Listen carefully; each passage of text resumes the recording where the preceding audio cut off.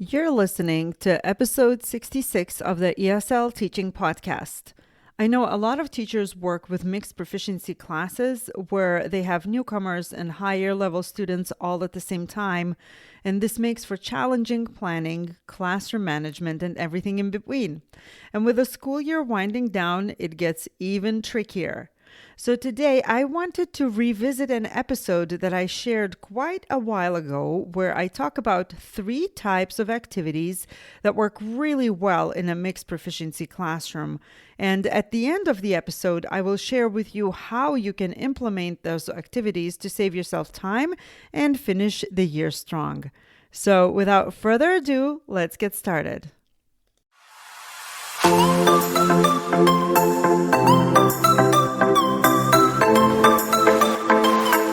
Hello and welcome to the ESL Teaching Podcast. I'm your host, Yeva Grossless, otherwise known as simply Yeva, and I am so thankful that you tuned in. I'm looking forward to sharing both my knowledge and experience on this podcast, as well as that of my fellow teachers. Hello, everyone. Last week, I talked about setting up your mixed proficiency level classes for success. Determining your students' needs was key, and so was deciding on your classroom routines. Today, I want to chat about the activities that you can use in your mixed proficiency classes and share some of the things that I discovered last school year and what I am implementing this year. Now, planning ahead is key no matter what your teaching situation is. Planning ahead for mixed proficiency classes might be a tad bit more involved, but don't worry. Questions like, okay, if I want the students to do X, how am I going to achieve it with both newcomers and level 3s might be in your head, but let's slow down a little bit and let's get into this. I already mentioned that all students need to work on vocabulary enrichment in all 4 language domains. And once you have that in mind, you can then focus on a topic a little more and feel like you're getting somewhere with both your newcomers and level 3s, right? So what activities work well for mixed proficiency classes? And I wanted to share 3 that have become easier for me and that my students have grown to like. So the first one is choice boards. You may have heard about me talking about choice boards in one of my other episodes. You may have read an article that I wrote on my website about choice boards or heard about them somewhere else, but I just wanted to go over it. What is a choice board? So it is a type of an organizer that allows the student to choose their own way of studying a concept. Now, you've probably seen grids with lots of activities for practicing spelling in elementary school or writing activities for both elementary and secondary grades. Typically, a choice board asks students to complete activities or answer questions, and there is a freedom in the way they can choose to do it, okay? So depending on how many total activities you can have students choose 3, 4, or more to complete over a certain period of time. Now, choice boards can be used in all subject areas, and they are used in all subject areas, and they can be adapted to any grade level. So this is a fantastic, flexible activity. It is also a great creative way for a teacher to think about and engage multiple intelligences of their students. For example, you might include reading an article, and the students would demonstrate understanding by writing a summary, by drawing, by labeling something, maybe creating a video response or even an audio response. So the choice boards that I use in my classroom have fewer activities so as not to overwhelm the students. And I have 5 activities in total on the choice board, and I typically ask the students to complete any 4.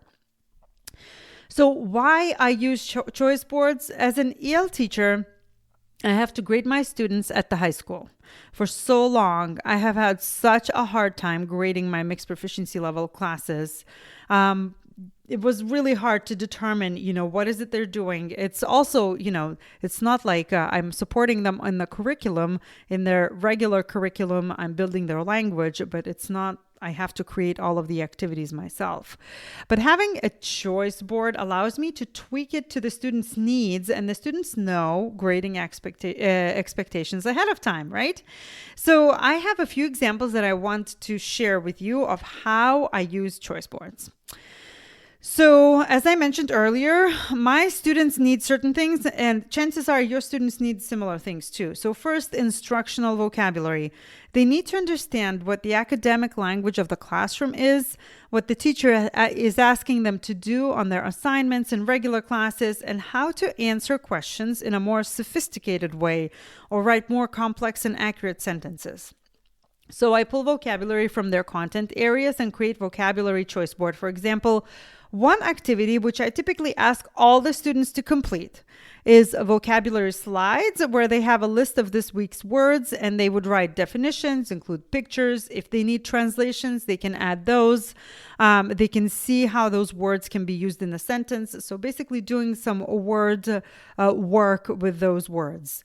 And then I have a variety of activities for them to practice and to choose from.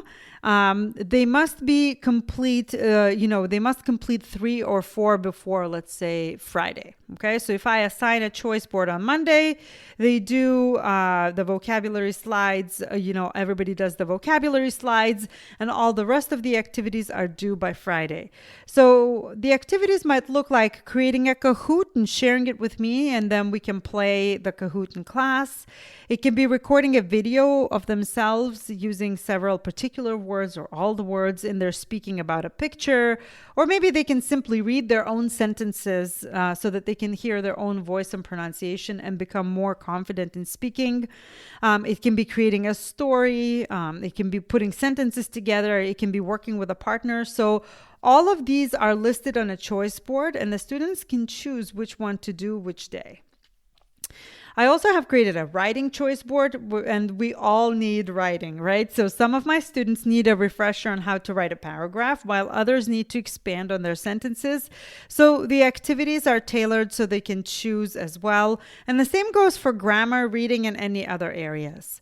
I typically assign a choice board as a weekly assignment, which gives them a lot of freedom, but it also requires good time management. So there are other ways you can do it. So I have also asked students to choose an activity from a choice board and then work on it for the first 20 minutes of the class.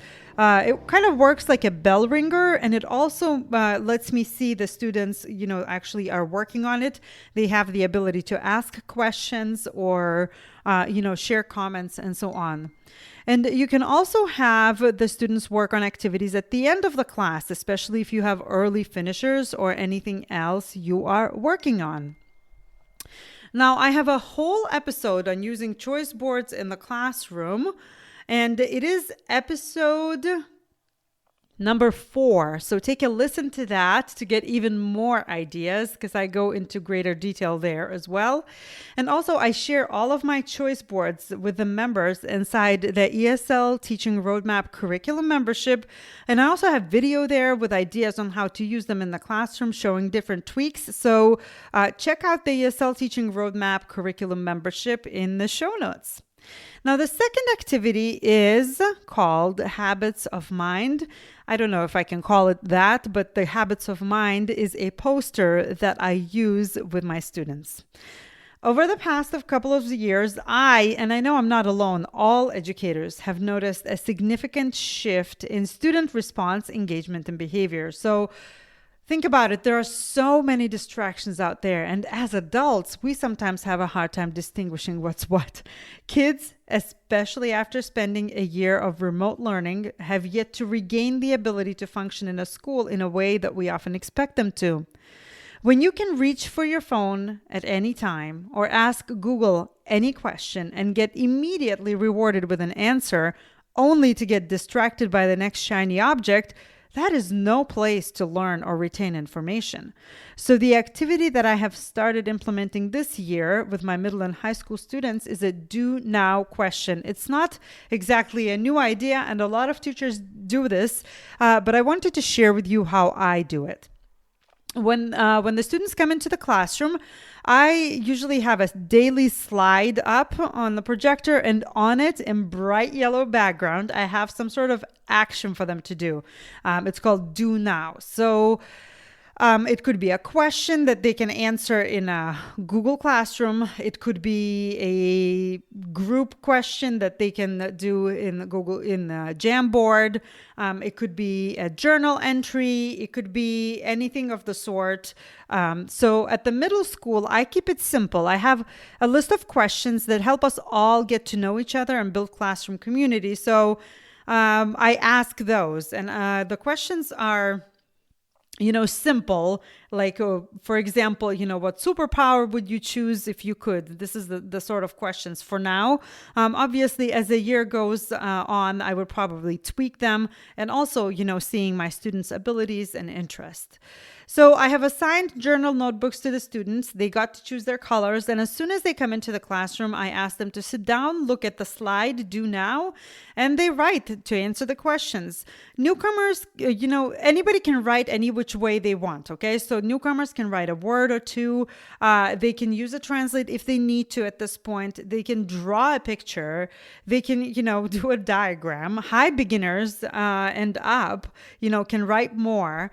Sometimes they include a lot of information, sometimes not. But the point is to kind of like calm down after the transition, get into the learning mode, and to know the consistency of this activity.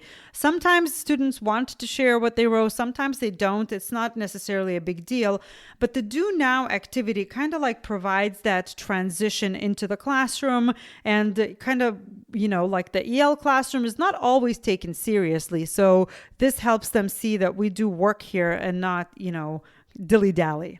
Now, at the high school, the questions are a tad bit different, okay? So the students are older, and even freshmen are able to answer deeper questions. Now, I pull the questions for my high schoolers from two places. The first one is our conversations. I get inspired by our conversations, and I try to listen as much as I can to what my students need. So last week, we literally, in our conversations, success and failure were the topics. So I ask them on the Do Now slide, what does success look like for you? Or what is failure, for example? It was really interesting to see that some students respond, seriously, take the question seriously and think it through. Some students don't know what it means. And some students, kind of like you can tell they regurgitate what has been told to them. So these are thinking activities perfect for language practice. And the second the second place where I get my ideas is something that our principal shared with us, Habits of Mind. It's a poster, but there's a whole website that I'm going to link in the show notes. So let's think about it. If we want to achieve certain goals, what do we need? Okay. And the habit of minds are things like persistence, inquisitiveness, like managing impulsivity, questioning, posing problems, applying past knowledge to new scenarios. These are all of the things that a good learner needs to have in order to move forward, okay? So there's a website, habitsofmindinstitute.org, and as I mentioned, I'm going to link it in the show notes, and maybe you can take a look and see, with your older students that you can use it and even apply it to younger students. I have no doubt this would be very useful. So the reason I include these habits of mind in the lesson is to help students see how they can take charge of their own learning. We teachers, we remind, we demonstrate, we model, we do all the things. But in the end, at some point, the students need to meet us halfway. So the first activity that I mentioned in this episode is choice boards, right? And last year, I noticed that even though it's a fantastic way to get students working on language, some of my students were able to manage their time better than others.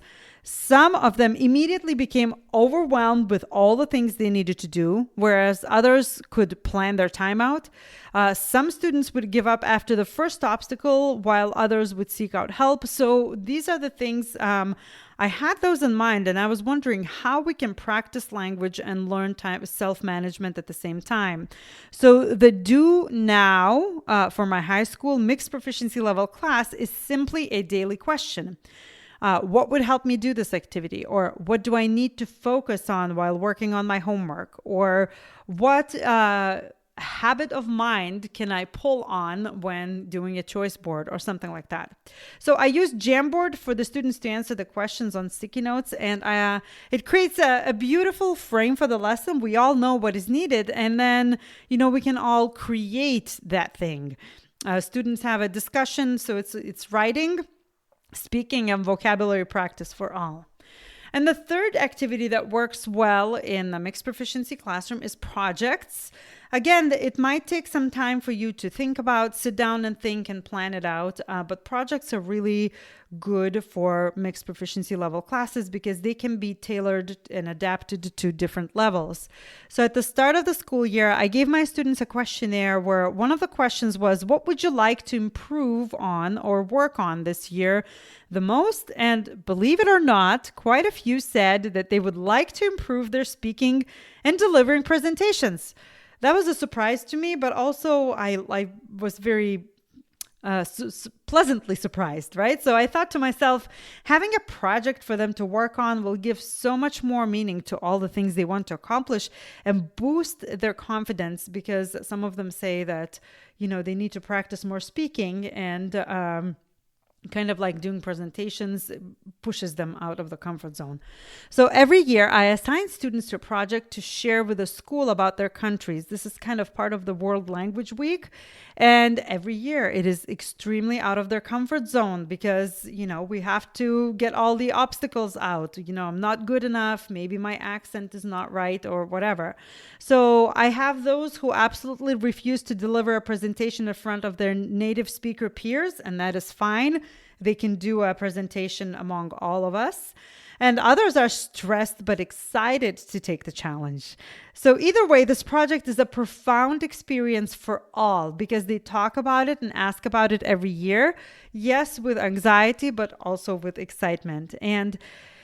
But thinking about it, the project does not have to be just about the students' countries and languages. I have noticed that many students who start school in the US have a lot of knowledge in certain subject areas, but at the same time, they may be lacking in what has been taught here throughout the years, right? So that they weren't in school here. So it can include, for example, some historic periods that keep recurring in different subject areas. For example, slavery, Great Depression, Civil War, etc. This can be found in both history and literature.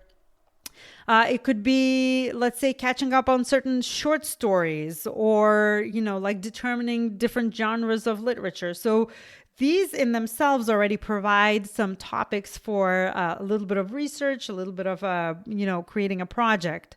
Now, when I say project, it sounds like a big undertaking, but it can be as elaborate or as tiny as you want it to be. So, for example, assigning a reading about immigration in the early 20th century, right? And creating a 5 to 10 slide presentation to the class could be a mini project.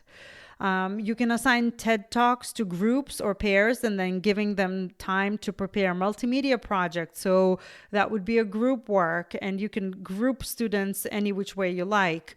Whether higher proficiency with the same level, or maybe you want the newcomers, working with the higher proficiency levels. It's totally up to you.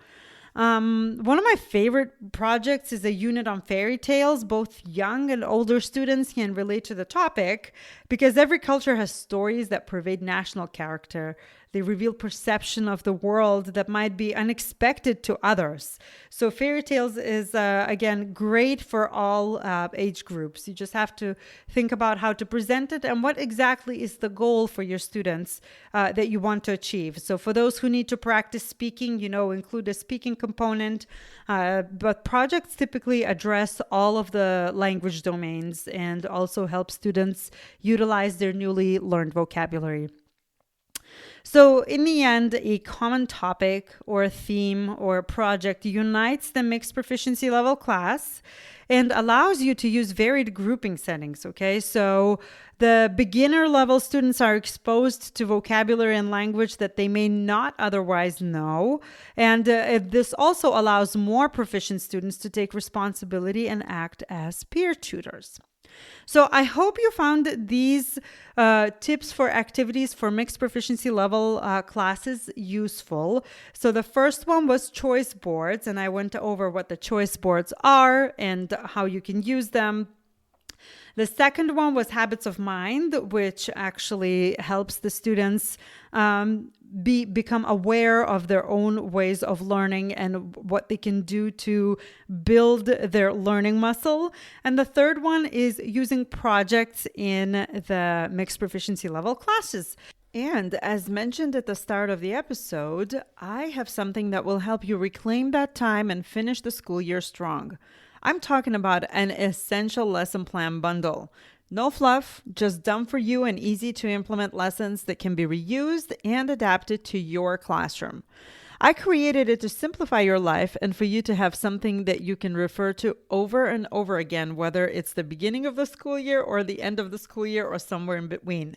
So here are some of the things that you will find inside it.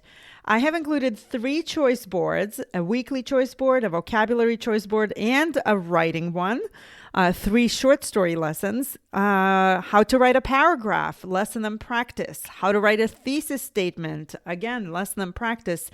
This is something that any student in high school especially can benefit from. I also have 2 short movie lessons with emphasis on literary elements, and all lessons can be adapted to mixed level classes with both newcomers and level 3s and up. And since at the time of this recording, it is end of the school year for most of us, I also included end of the year activities that will help both you and your students reflect on the year and practice everything they had learned. Now, all of the lessons were created in Google Docs and really can be easily used with tech tools of your preference, whether it's Canva, Pear Deck, or you can simply print them out. And that is all for today. I hope you found this episode useful. And again, make sure to check out that Essential Lesson Plan bundle. It really has been a time saver for me and many, many other teachers over and over again. I will link all of the resources mentioned in this episode right inside the show notes so you can access them easily, the episodes that I mentioned, as well as the resources. Let us know what you thought of this episode. We always love to hear from our listeners. Do you work with mixed proficiency classes? What activities have worked for you? What are your suggestions? What tips do you want to share with others? We listen, we take note, and we will definitely make sure to share it out with the world. You can leave a review wherever you listen to the ESL Teaching Podcast, or you can send me a message on Instagram. As you know, my mission is to help as many teachers of English learners as possible and make your life easier by providing you with actionable teaching tips, ready-made resources, and meaningful coaching. Thank you for listening, and until next time. Thank you for tuning in to today's episode. If you loved what you heard today, be sure to do 2 things. First, make sure to subscribe to the ESL Teaching Podcast so you don't miss an episode. And second, leave a positive review wherever you listen, on iTunes, Spotify, or any other platform. Positive reviews will improve the chances of this podcast to be discovered in the feed and help our fellow ESL, ELL teachers. And of course, there's a third thing.